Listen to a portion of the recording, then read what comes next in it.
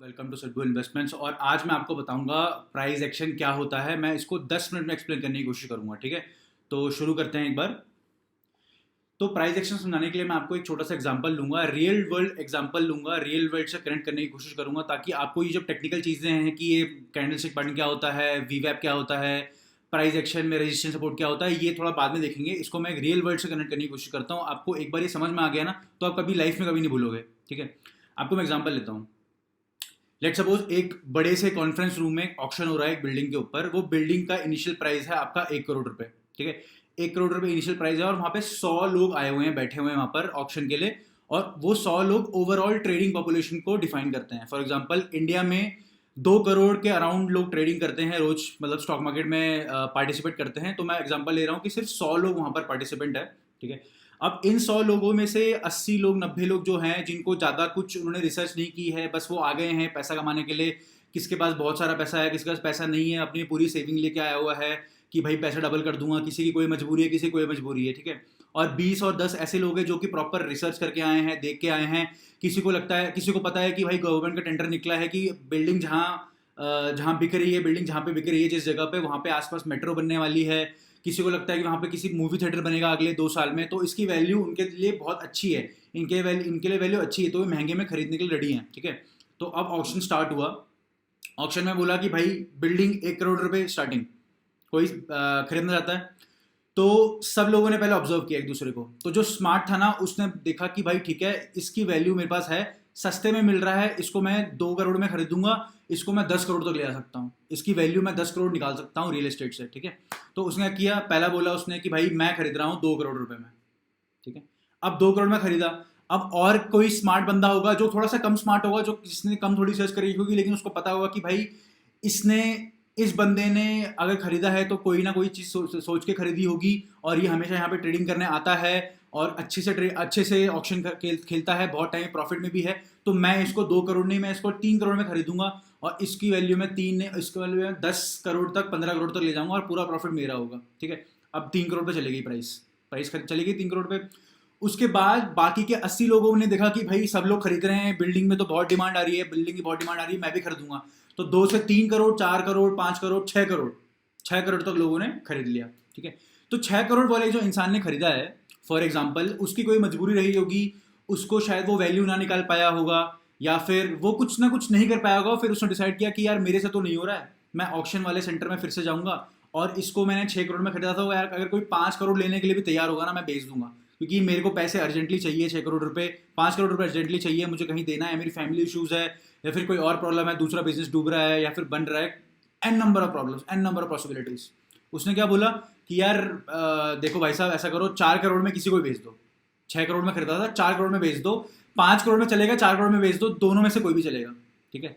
अगले दिन फिर से ऑक्शन हुआ उसका, और वो 4 करोड़ में बिक गई। 4 करोड़ में खरीद लिया किसी ने। फिर 4 करोड़ में खरीदा, फिर उसने बोला कि यार मेरे से भी नहीं हो रहा है, लेकिन इसको मैं ना प्रॉफिट में खरीदूंगा, मैं 5 करोड़ में खरीदूंगा, 5 करोड़ में बेचूंगा। 4 करोड़ में मैंने खरीदा है, मैं 5 करोड़ में बेचूंगा उस इंसान को जिसको वैल्यू दिख रही होगी, क्योंकि मुझे वैल्यू नहीं दिख रही है, ठीक है।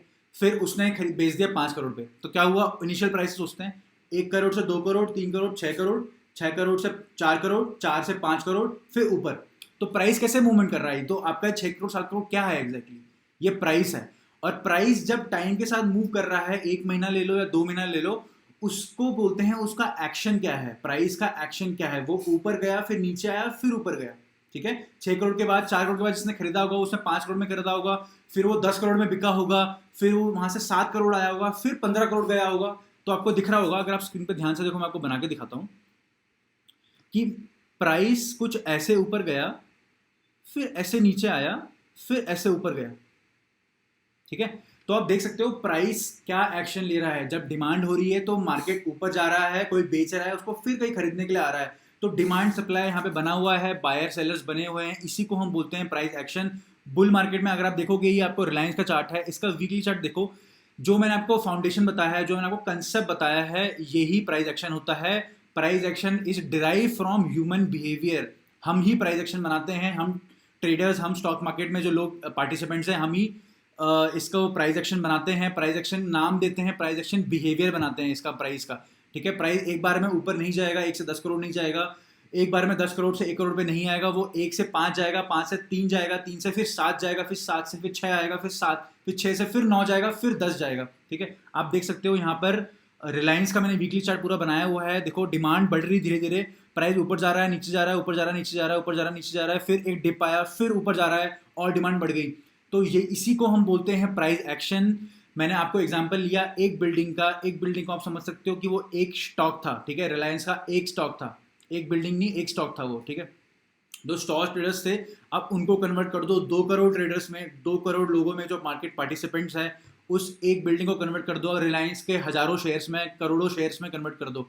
अब इसमें इंडियन इकोनॉमिक लेवल इंडिया में 2 करोड़ लोग ट्रेडिंग करते हैं, तो इस लेवल पे जो ऑक्शन हो रहा है उसको हम स्टॉक मार्केट बोलते हैं। ठीक है, और ऑक्शन सिर्फ एक बिल्डिंग का नहीं हो रहा, हजारों बिल्डिंग का हो रहा है, वो भी हजारों अलग अलग कंपनियों की बिल्डिंग का हो रहा है। मतलब अलग अलग स्टॉक है, अलग अलग इंडेक्स है, अलग अलग सेक्टर्स है, इन सब में जो 2 करोड़ पार्टिसिपेंट खरीद बेच कर रहे हैं, इसमें जो प्राइस ऊपर नीचे जा रहा है उसको हम बोलते हैं प्राइस एक्शन। ठीक है, अब ये प्राइस एक्शन आप वीकली चार्ट में देखो।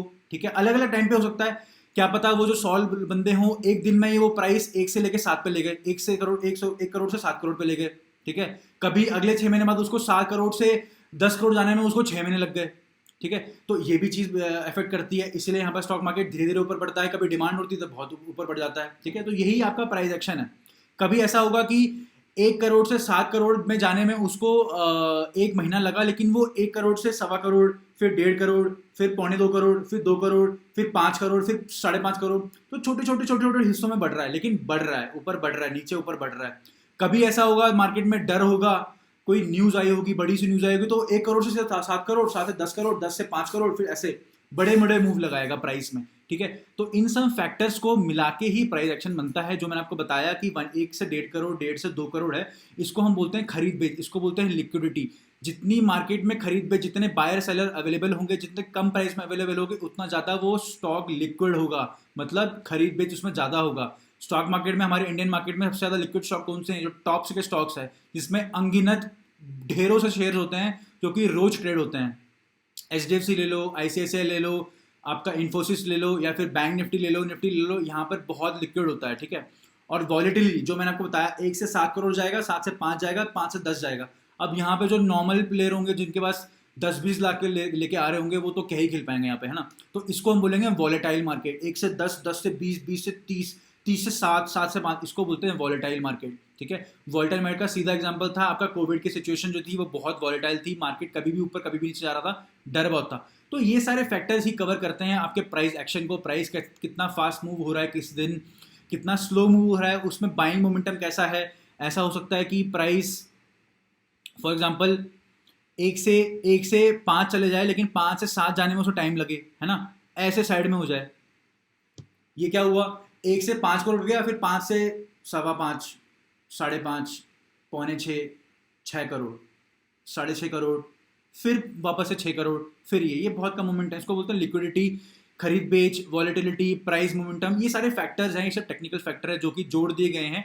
आपका स्टॉक मार्केट इतने बड़े लेवल पे हो रहा है, तो ऑर्गेनाइज होना भी बहुत जरूरी है। ठीक है, 2 करोड़ लोग अगर यहाँ पे ट्रेडिंग कर रहे हैं, तो definitely we have RBI, we have SEBI, we have NSE, BSE, organize form में ये ऑक्शन हो रहा है। इसी को हम प्राइस एक्शन बोलते हैं, इसी को हम स्टॉक मार्केट बोलते हैं। ठीक है, आई होप आपको प्राइस एक्शन बहुत इजी टर्म में समझ में आ गया होगा। अगर प्राइस एक्शन आपका हर टाइम फ्रेम पे होता है, चाहे वो वीकली हो, चाहे वो मंथली हो, चाहे वो डेली हो, चाहे वो 1 मिनट हो, हर जगह खरीद बेच हो रही है, हर जगह प्राइस एक्शन हो रहा है। प्राइस ऊपर बढ़ रहा है, नीचे बढ़ रहा है, उल्टे में क्या होगा, नीचे गिरेगा, फिर ऊपर बढ़ेगा, फिर नीचे गिरेगा, फिर ऊपर बढ़ेगा। यही प्राइस का एक्शन होता है, यही प्राइस का बिहेवियर होता है। ये डिराइव होता है ह्यूमन साइकोलॉजी से।